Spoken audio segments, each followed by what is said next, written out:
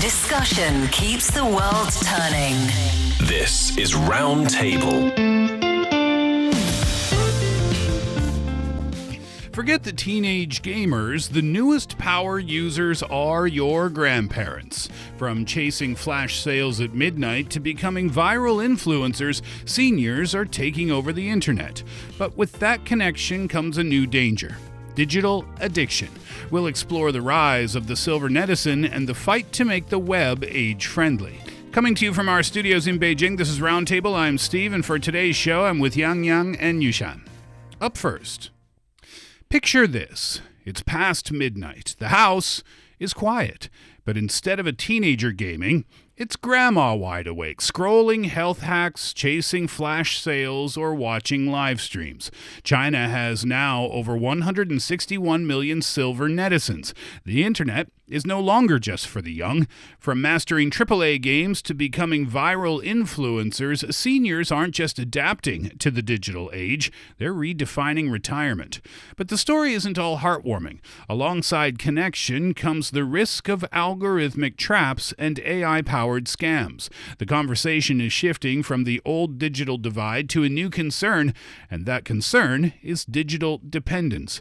At the same time, age-friendly technology is on the rise.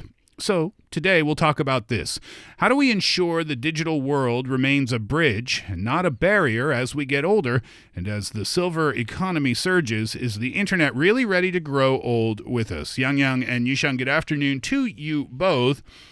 Your grandparents, are they always on the internet? I kind of want to start there to see if this is as widespread as we know that it is. Oh my gosh, when you mentioned in the midnight there's a grandma scrolling for health tips, that's your grandma? That's precisely the image of actually my grandpa. My grandma is less of that attached to her phone, but on my grandpa's side, it's not only for health tips, but also what's going on around the world, the world news, hourly news. I wish hourly news can be like in Chinese, so that can be something my grandpa will certainly subscribe to. So yes, that is true.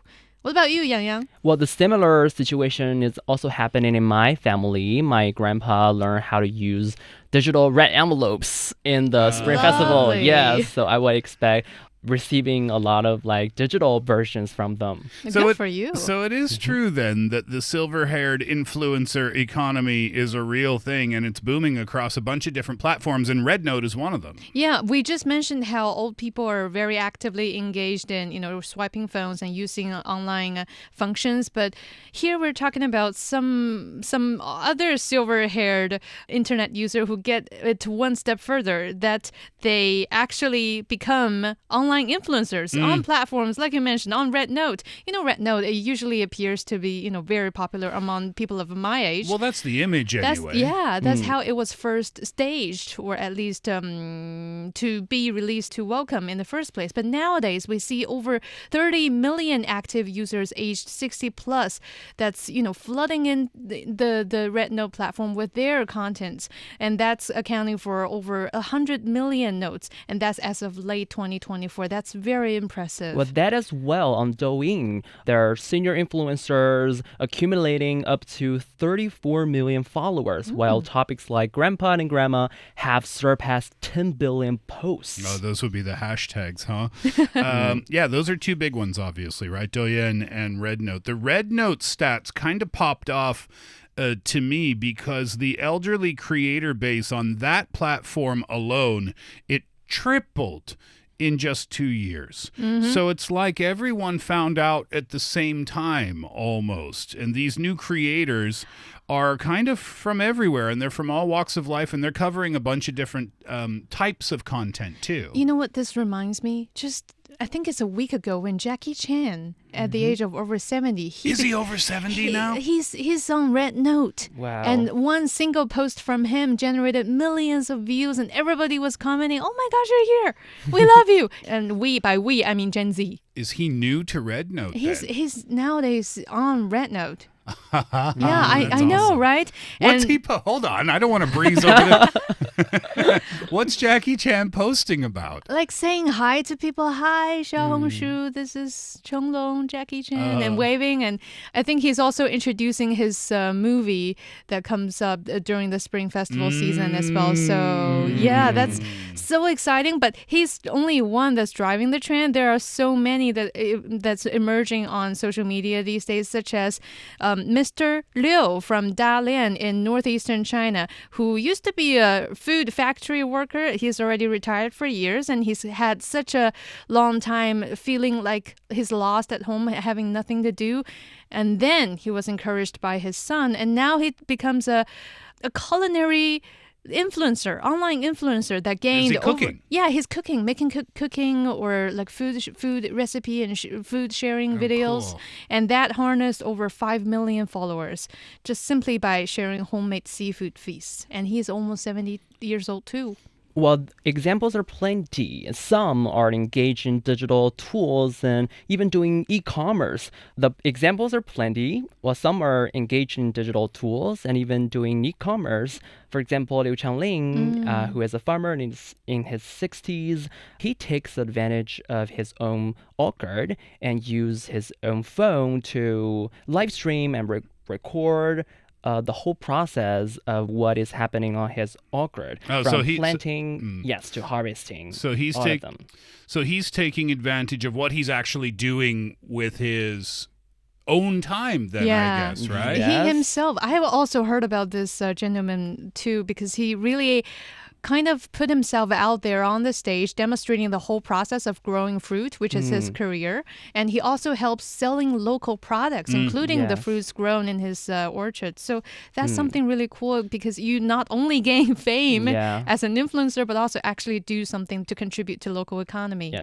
just one step away to become an entrepreneur in the digital world.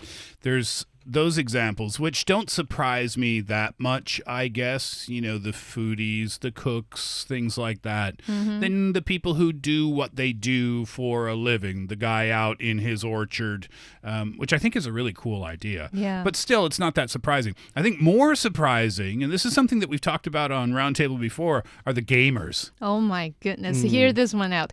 Just in August 2025, there's the 90-year-old Yang the Old Man, Yang Lao Tou, a gaming influencer on Chinese video platform Bilibili, who earned the Guinness Icon Certificate. That's giving him the title of the oldest gaming streamer. So he's been sharing his experience playing 3 AAA titles like Black Myth Wukong, and that's with like over 300,000 fans. 90. I can't believe it. I tried Black Myth Wukong myself just a little bit, and then I quit immediately and left that whole game just bought for my boyfriend, because it's so hard to master. It's so hard. You got to understand me. But here we see it. We see 90 years old playing and live streaming. There's the gamers, the farmers, the foodies, and the actors. There are teams. There's one called 3 Onions, and this is a group that was formed by a group of seniors. They're in their 60s, and they became viral short drama stars. So what they do is they document kind of what their life is like where they're from, where they live in the rural areas of the countryside, I guess. And 3 Onions now has 15 billion views across their rural themed content.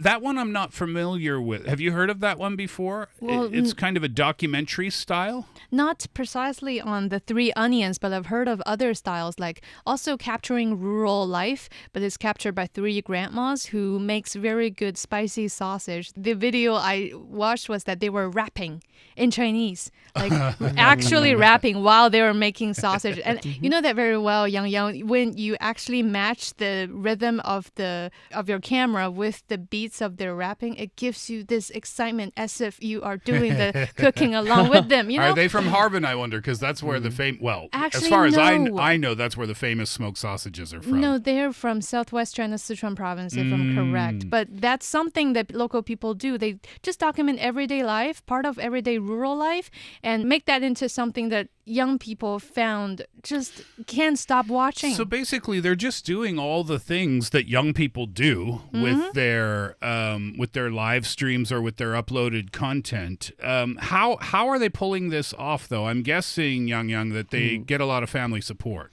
Yes, definitely. Well, just like the saying goes in Chinese, every successful person has people standing by him and doing the supporting work. So those like successful online influencers, the elderly one, they're not doing this alone. Well, this is a teamwork. The surveys already showed that most successful senior influencers have younger family members, be it children or grandchildren, working behind the scenes to help with the filming, production, navigating the technology. Yeah, right. The tech might be a little bit difficult Right. depending on how familiar the senior influencer is or is not. One of the cool things, too, is that there's a lot of policy support to show that there's a group of people or a lot of groups of people behind these influencers. Back in 2024, that's when the General Office of the State Council, they put out some guidelines to help the silver economy develop better, and they also wanted to improve seniors' well-being. So it was a couple of years ago when that came out, but it still shows a lot of support today. It shows that there's a focus on really making seniors' cultural and sports activities better, and it also helps to foster the development of content industries that are tailored to seniors. Now, that would probably mean things like literature or radio or film or television or music or short video and other types of media as well. And the reason for that is so that, quote, growing old in years doesn't mean growing old in spirit, end quote. That was from Xinhua from this year. Kind of a cool story to know that there's a lot of policy support to help these people put their content up online, too. Well, that's in line with the reality of China. According to statistics from National Bureau of Statistics, China has the largest population of people over 65 in 2020. That's about nearly 200 million people. So no wonder government is taking actively measure on that. Yeah, I mean, sure, we've talked about that a lot, the aging population here in the country, but the sheer number of users, if you compare, maybe going back to 2010, the number of senior citizens online at that time compared to the number online now, it's not even comparable. Yeah, exactly. Because if we rewind it back to 2010, like you said, Steve, only 4.9%, that's less than 5% of seniors in China have ever been online. That's fewer than in their lives. Yeah, throughout their lives. That's fewer than 10 million people that we're talking about. So for most older adults, the internet is something feels so distancing and so unfamiliar. It's something that belongs to the booming or the rising younger generation. For their grandkids. Exactly. Then when we were looking at 2025, more specifically June 2025, and that picture looks completely different. There are over 161 million internet users aged 60 and above, according to figures released by the China Internet Network Information Center. So these are what we call the silver netizens now, and they are a lot of them out there. Literally, 1 out of every 2 seniors in China is now connected to the digital world. Yeah. That's how widespread and penetrating internet has become. In a relatively short period of time. We're talking about 16 years here. One of the cool kind of side effects of this as well, I think, is the perception that older people have about themselves. They said that they, quote, feel less old. There was a survey that was put out by Renmin University. They did this back in 2014, and then they did it again in 2020. And what they wanted to know was how people felt about the fact that they were getting older in their lives. So they asked them that exact question. In 2014, 75% of the people who answered, they strongly or somewhat agreed that they were old. But 6 years later, that number fell to 47%. So that's a 30% decrease almost in people who said, yeah, I feel old. Now, I don't know if we can draw a direct line between, being online, using the internet, things like that, or we can't draw that direct line. But at least I think there's something there, because my guess would be if you're actively taking part in activities as an older person that younger people are also taking part in, then that's going to give you a bit of a youthful spirit. And also, depending on the content you're creating out there or those that you're subscribed to and are actively following, you kind of have the sense of keeping up. Yeah. Instead of I'm just, oh, this is for another group, it's not for me. Like instead of withdrawing from where the hottest trends are. So yeah, of course, if you keep up and consider yourself part of a culture that traditionally don't deem to be yours, then of course you're always feeling young. Yeah. Yeah, well, in this case, they're not just keeping up, they're dominating the online content creation because we're talking about online influencers who are elderly, right? Yeah. Yes. So that's the good side of things, right? Which is really fun and really exciting. But when we talk about teenagers and we talk about the dangers of social media, the dangers of screen time, we wouldn't necessarily associate those concerns with the elderly. But if we really unpack that box, then I think we can see that there's exactly the same issues that are at hand here. And that's some of the concerns that are arising. That's what the so-called internet addiction is now landing among elders as well. As lately reported by China Daily, that China's growing elderly population is showing signs of internet addiction, quote-unquote addiction, driven by loneliness and a lack of social engagements. And here I have a really, I would say a little bit heartbreaking example that happens in the family of Wang Qingfeng, who is a 46-year-old resident of Shaoxing in the eastern province of Zhejiang here in China. So he took in his 70-year-old father to live with him ever since about 2023. That's around the same period when his mother passed away.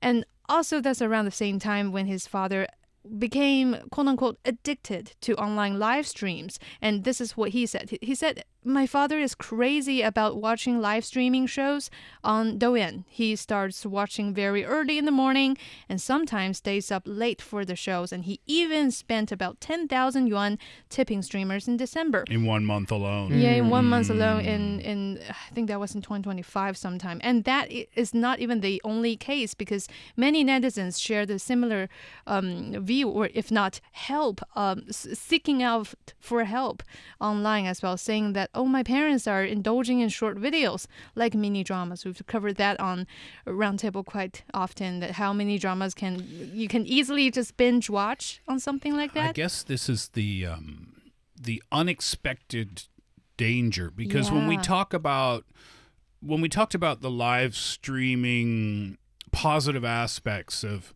being on the side of being a fan, right?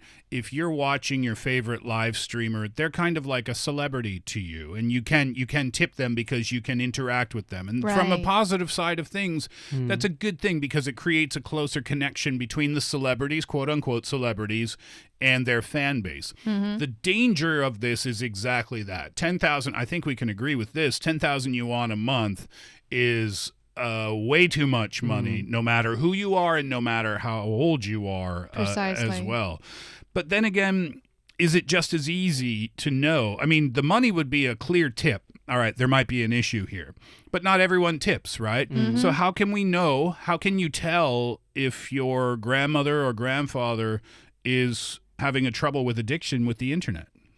Well, the thing matters is degree. So if the elders cannot maintain a normal daily schedule or cannot control behaviors such as tipping or online shopping, for example, the 10,000 yuan is like too much, well, they may show symptoms of internet addiction. And that is also a confirmation from experts of the psychological health education at Tsinghua College of Ningxia University as well.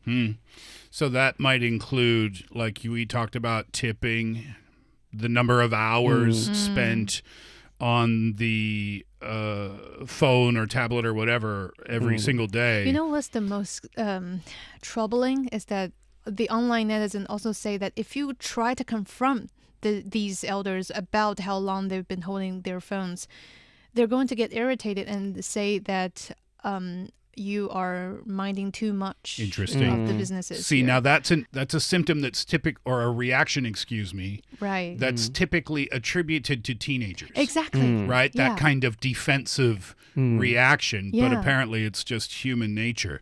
I would think, too, that there may be an issue with unreliable information. Teenagers, I think, now are smart enough to question Oh, is this real? Is this not real? Is this accurate or is this not accurate? Is this AI? Is this real? Another great example. Yeah. But with senior citizens who grew up watching television, you're meant to believe what you see on TV must be the truth. Used to watching the news and things like that. I wonder if that's an issue as well. It has to be. Well, my perspective is a little bit of the same because I kind of get this addiction or this false judgment because our parents, when they were in their teenagers' years, they didn't get to enjoy social media so much as we do.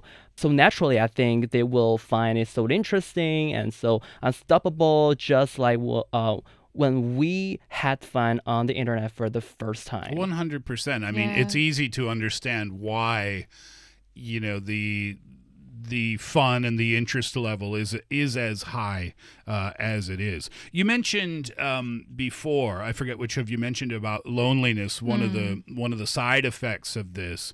Is that one of the primary drivers behind this? Is that, maybe a lack of social interaction, lack of time with family members or friends? Totally, because as we age, it's inevitable, if not only natural, that older adults tend to play fewer social roles, either in their families or in the job markets or out in the society, you name it. So yes, loneliness and also the strong, like you mentioned earlier, Yang, the strong stimulation provided by the internet, they're both key factors behind this whole phenomenon that seniors are becoming very much attached to their phone, as well as the content that or rather the joy that they're getting from social media nowadays.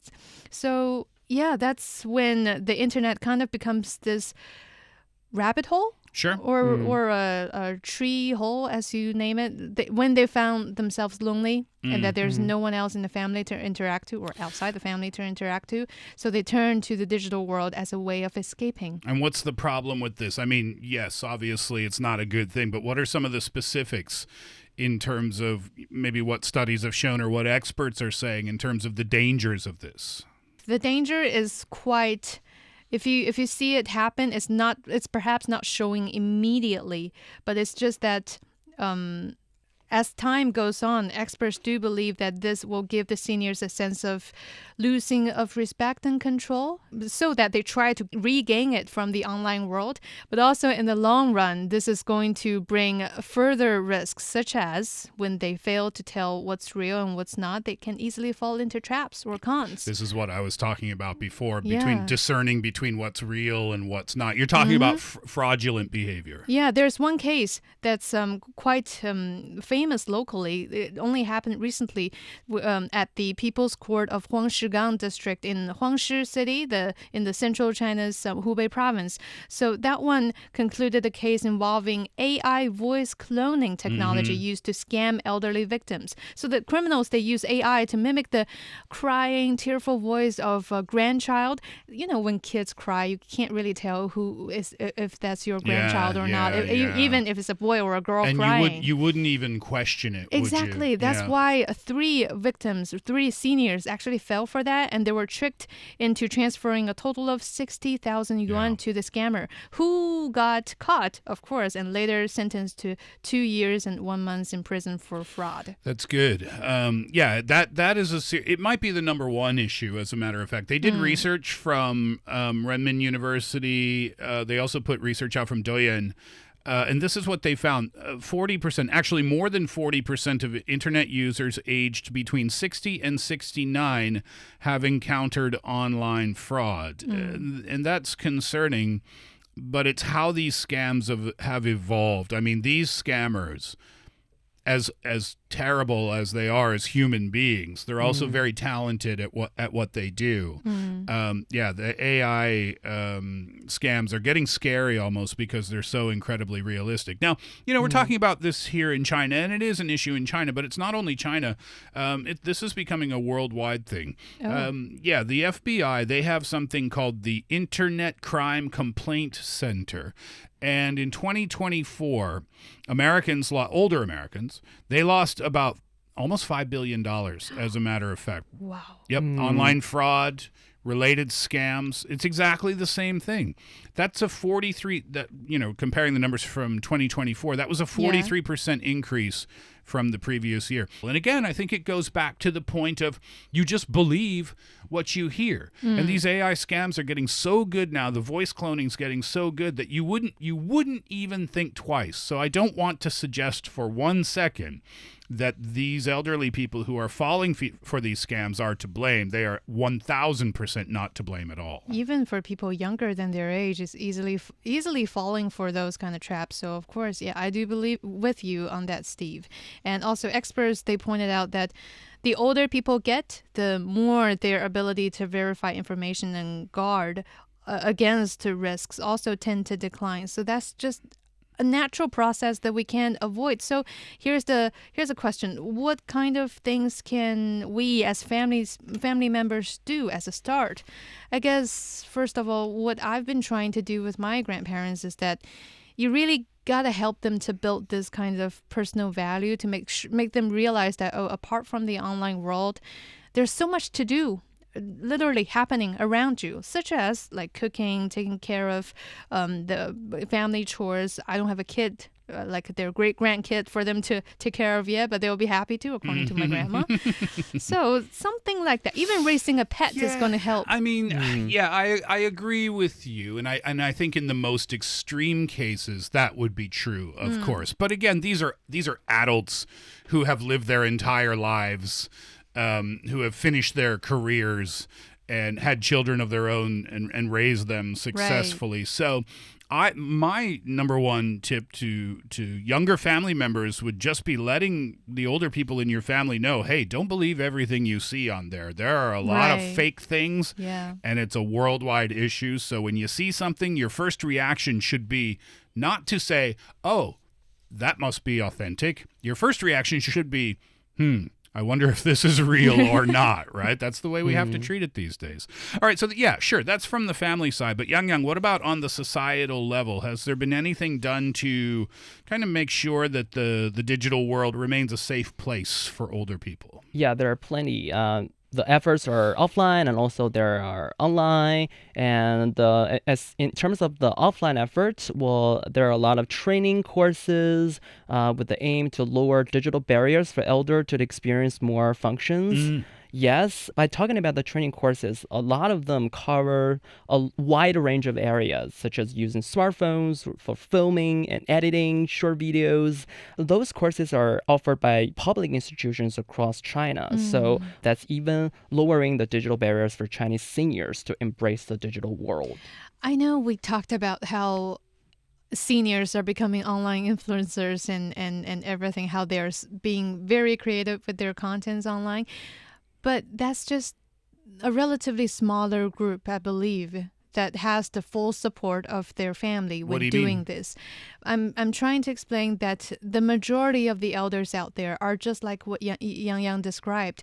They are still perhaps in lack of the confidence of fully immersing the technology that's attached to their phone, therefore making this whole grassroots level community help more important, that they get to have this bridge to embrace this world step by step by learning what each buttons do as a start. So all that you mentioned, a lot of the trainings, I can't even give one or two specific examples because it's happening so locally in, if not all cities covering China, all the local districts, they're having their own training sessions for the elders, not only to teach them how to use cell phone, but also to tell them like what are common telecom fraud likes, what are the schemes that they often use, and what are some anti-scam tips that they can use. And a lot of the feedbacks are really good because many of the seniors, they describe this training as 及时雨, timely rain, that's something exactly what they need, especially when their family member and their children are not around to tell them exactly that. Don't click that button, right? Yeah, exactly.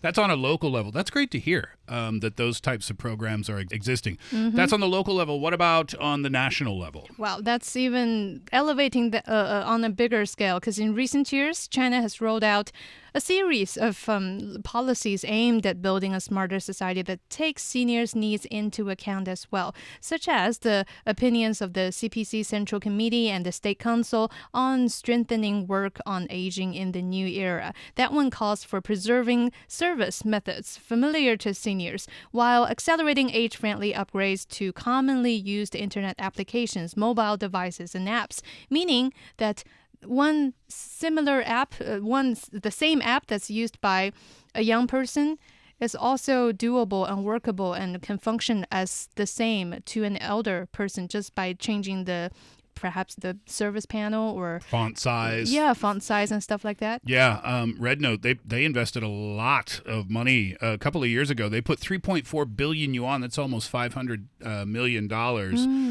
into an initiative to introduce what they called senior-friendly updates, and that's exactly what they were talking about, enlarged fonts, simplified interactions, things like that.